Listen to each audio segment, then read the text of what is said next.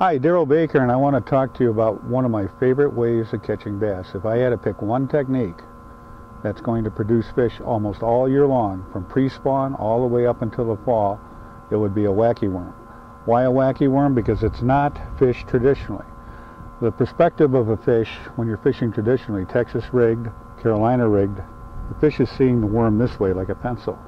The wacky worm system, the fish is seeing the whole silhouette of the whole worm, and it is very, very effective. Let's go through it once and show you how to actually rig one of these, because you can't really buy them, you have to put them together yourself. So we're going to show you how to do this today. Simply done, you want to get yourself a Gamakatsu hook, offset worm hook, and I happen to have the 1/0, that's my favorite size right here. And then, depending on time of year, you're probably going to want to get one of these little bullet sinkers, and I use several different sizes depending on how deep we're fishing. I'll use a 1/16 for a little deeper fishing, but probably all around I like the, let's see, I think I have one here, the 32nd variety, and that's what I have on today. Okay, so we're going to put the bullet sinker on first. We're going to just slide it right on our line,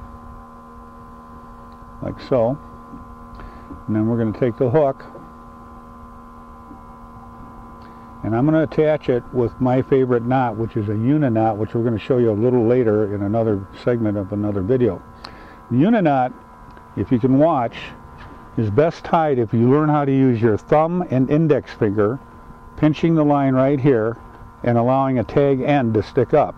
Then all I do is take the tag end and turn it around like that, and I pinch it between my thumb and my forefinger. Now I'm right-handed, so that frees up my right hand to actually work the knot, and it's very, very simple. Once I have it in place, I'm just going to take the end, the tag end, and pass it around 4 or 5 times. I'm going to wet the knot and then pull it tight and trim it, and this is really a version of the hangman's noose, okay? Instead, when they made a hangman's noose to hang somebody, they used to use 7 or as many as 13 loops, and that's how those numbers became unlucky. We don't need that many for a fish, and we're just going to use 4 or 5 here.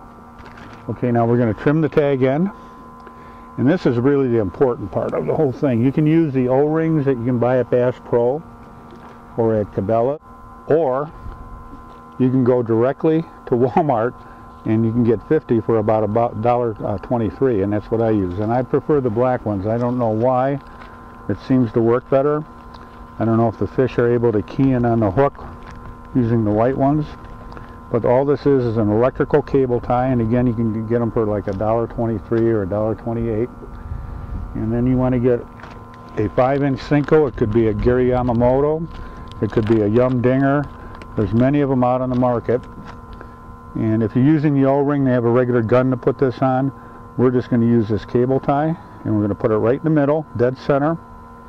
Pull the tie snug, like so.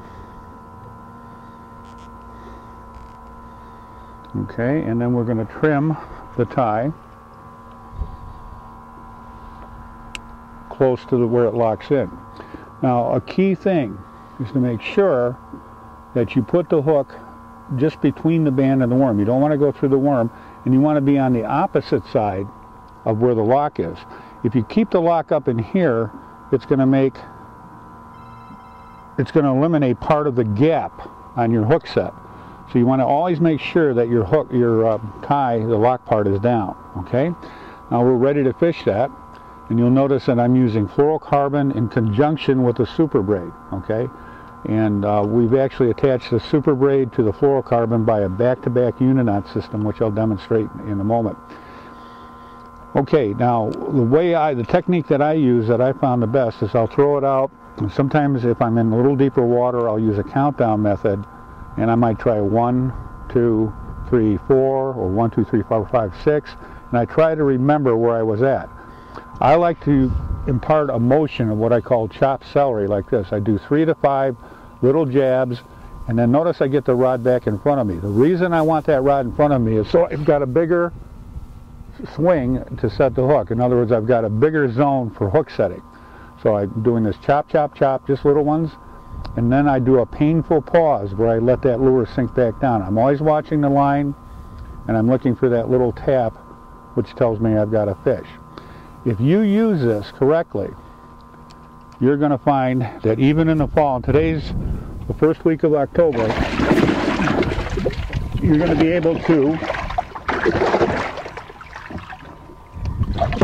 produce some very nice bass like this one we caught earlier. That's a nice 18, 19-inch bass, probably 4 pounds. Okay? Try it. I think you'll like it.